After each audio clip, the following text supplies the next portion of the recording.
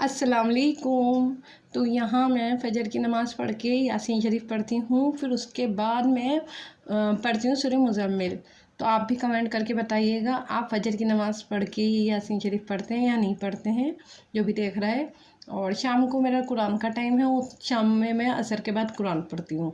तो फ़जर की नमाज़ हो गई थी, उसके बाद नमाज के बाद मैं नाश्ता बना के दिया मैंने अपने हस्बैंड को, और फिर वो चले गए। तो उसके बाद यासीन शरीफ पढ़ी, क्योंकि वो निकल जाते हैं 5:30 बजे और 5:15 तक ही होता है कि नमाज़ पढ़ लो, फिर उनको नाश्ता वगैरह बना के देती हूँ, तो उसमें टाइम लग जाता है। फिर वो 5:30 या 5:45 तक निकल जाते हैं, फिर उसके बाद ही मैं ये पढ़ती हूँ यासीन शरीफ। पहले भी पढ़ लेती हूँ, कभी कभी टाइम होता है नाश्ता देने के बाद, तो पहले भी, उनके जाने से पहले भी पढ़ लेती हूँ। तो ये यासीन शरीफ और सूरह मुज़म्मिल में पढ़ती हूँ। उसके बाद मैं तस्बीह पढ़ती हूँ, या तो दरूद शरीफ की कोई सी भी आप तस्बीह पढ़ सकते हैं। ज़रूरी नहीं है आप तस्बीह को ये नहीं है कि आप तस्बीह लेकर ही पढ़ें। होता है कि तस्बीह लेकर पढ़ लें तो ज़्यादा बेहतर है, लेकिन हम काम करते हुए भी तस्बीह पढ़ सकते हैं। उसके बाद मुझे सुबह सुबह ये सूट तैयार करना था, क्योंकि आज ही मुझे सूट देना था और मेरी तबीयत बिल्कुल भी ठीक नहीं थी, लेकिन मुझे ये सूट तैयार करना था, तो मैं इसलिए सुबह सुबह बैठ गई थी, क्योंकि तुरपाई भी मुझे खुद ही करनी थी। तुरपाई के लिए भी मैं नहीं भेज सकती थी कपड़े, क्योंकि अभी ईद ही गई थी। या आज की वीडियो नहीं है ये, अभी 2 दिन पहले की वीडियो। 2 दिन तक तो मेरी तबीयत ही ख़राब रही। लाइव में गई थी, लाइव में तो मैं गई थी, लेकिन मैं ब्लॉगिंग नहीं कर पाई। लेकिन अब मैंने सोचा है कि रोज़ ब्लॉग डाला करूँगी अपना, इंशाल्लाह। और ये मैं फिटिंग वगैरह लगा रही थी, तो थोड़ी सी मैंने वीडियो बना ली, एक हाथ से वीडियो बन रही थी। वैसे तो स्टैंड है, लेकिन काफ़ी बड़ा स्टैंड है, तो निकालने में टाइम भी लग जाता है उसको सेट करने में, तो इसलिए मैंने वहीं स्टिचिंग करते हुए ही इस तरह से कर ली थी। तो डबल सिलाई में लगा लेती हूँ, ताकि क्योंकि सिकुड़ते हैं कॉटन के कपड़े, आगे किसी को प्रॉब्लम हुई तो वो सिलाई निकाल ले अपनी, ठीक है ना, इसलिए डबल सिलाई कर लेते हैं। कॉटन के सूटों में तो ज़्यादा ज़रूरत होती है, रेशमी सूट में भी होती है, क्योंकि 1 साल बाद निकलते हैं, कभी इंसान मोटा हो जाता है, कभी पतला हो जाता है ना, तो उसमें भी डबल सिलाई कर लेंगे तो ठीक रहेगा। वैसे तो खुलवाने के लिए भी जगह देती हूँ मैं काफ़ी। और ये मैंने पैंट तैयार कर ली थी, क्योंकि कॉलर बनाया था। जब मैंने गला बनाया था ना, नेक फ्रंट और बैक का नेक बनाया था, तो मैंने फिर कॉलर इस धागे को लगा के करा, इस धागे को लगा के करी थी। तो मैंने पैंट भी तैयार कर ली, ये धागा तो लगा वही है वही। तो फिर मैंने क्या, कमीज़ बाद में तैयार करूँगी। यहाँ मुझे कॉलर पहले ही तैयार करना था, क्योंकि बाद में कमीज़ सिलने के बाद में ना कॉलर लगाते हुए झोल सा पड़ जाता है कॉलर में पीछे की साइड, इस वजह से। फिर मैंने दोपहर का खाना वगैरह बनाया, घर की सफाई करी, क्योंकि घर की सफाई नहीं करी थी। स्टिचिंग करने के लिए पहले ही खड़ी हो गई थी मैं, 1 दिन पहले मैंने वो कर ली थी कटिंग। तो फिर ये था कि फिर खाना वगैरह खा के ओवरलॉक करने बैठ गई थी। तो ओवरलॉक की मशीन बहुत बहुत इम्पॉर्टेंट है बुटीक के लिए। क्यों इम्पॉर्टेंट है? क्योंकि इससे सफाई आती है, जो धागे निकले हुए होते हैं, कुछ होता है, तो उससे अंदर की तरफ की फिनिशिंग दिखती है ओवरलॉक करने से। तो ओवरलॉक मशीन, अगर आप बुटीक खोलना चाह रहे हैं तो ओवरलॉक मशीन रखिए। लेकिन मैं यही कहूँगी कि अगर आप छोटे से शुरुआत कर रहे हैं, आपके पास छोटी मशीन है और बजट भी इतना नहीं है कि हम ओवरलॉक मशीन रख लें या जैक की बड़ी मशीन रख लें, तो नहीं रखिए। क्योंकि मैं भी छोटी मशीन से ही काम करना मैंने शुरू करा है।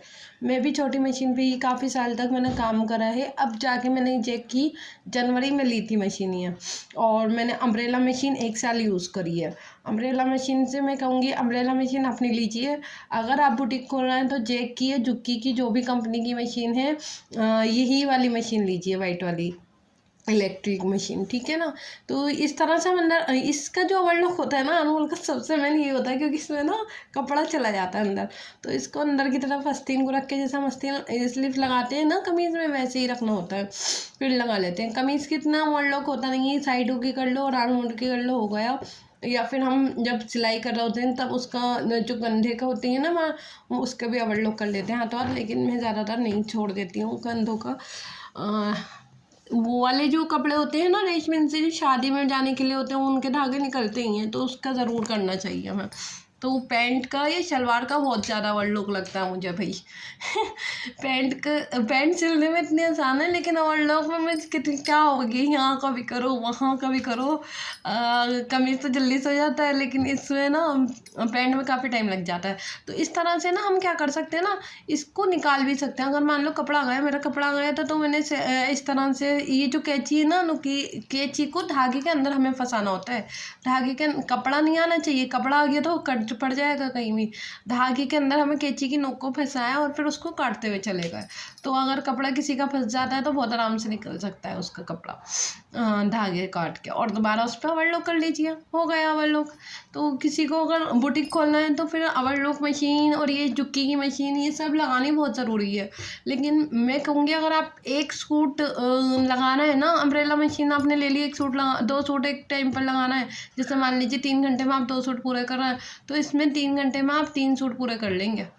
इतनी मतलब अच्छी है। मेरा तो अभी हो नहीं पाता क्योंकि मैं फिनिशिंग से और आराम से काम करती हूँ, तो मुझे 1.5-2 घंटे लगते ही हैं। लेकिन जो अम्ब्रेला मशीन में मुझे इतना टाइम लगता था, ये छोटी वाली मशीन जो होती है हाथ वाली, उसमें भी मुझे टाइम लगता था। फिर उसका स्टैंड मैंने लिया था।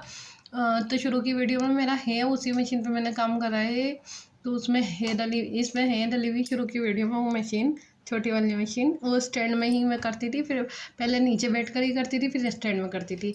उसके बाद वो काम निपटा के अपना सूट तैयार करके कि तुरपाई है कभी भी होकर चला जाएगा, तो मैं यहाँ गई थी दही बड़े बनाने। तो दही बड़े की फुल्कियाँ रेडी कर रही थी इस तरह से। थोड़ा सा बेसन साइड में गिर गया था करते हुए, तो हाथ काम नहीं कर रहा, हाथ लड़स रहा है। पक रही जब से गई है ना, तब से तबीयत ही खराब है। मेरा हो जाता है कि थकान से हो जाती है, या पता नहीं क्यों हो जाती है। पहले तो कभी होती नहीं थी, लेकिन जब से मैंने ये काम शुरू करा है ना 2-2.5 साल से, तो जब से मेरे साथ हो जाती है कि ईद के बाद और बकरा ईद के बाद मेरी बहुत ज़्यादा तबीयत ख़राब हो ही जाती है, और गर्मी की वजह से तो और ज़्यादा हो जाती है। तो यहाँ मैंने फुल्कियाँ जो रेडी करी थी, नहीं है इसमें प्याज वगैरह मैं बहुत सारी डालती हूँ क्योंकि मुझे अच्छी लगती है प्याज। और इसको सॉफ्ट करने के लिए ना थोड़ा सा ठंडा करना पड़ता है, क्योंकि करारी होती हैं जब हम निकालते हैं ना तेल में से, तो ये करारी होती हैं। तो इसको सॉफ्ट करना पड़ता है, सॉफ्ट करके फिर हम दही में डाल देते हैं और फिर उसका बघार दे लेते हैं जीरे के साथ।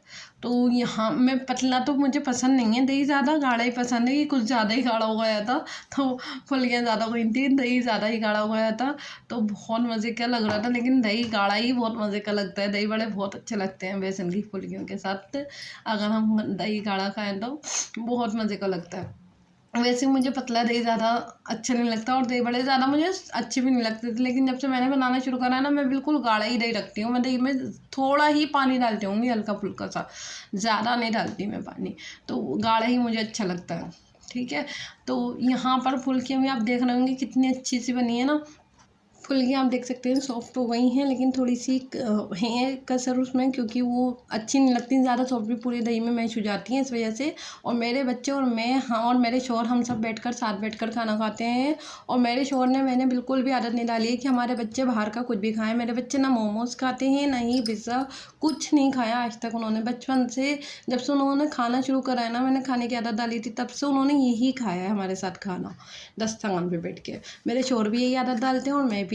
तो आप भी यही करिए। अल्लाह हाफ़िज़, अस्सलाम वालेकुम।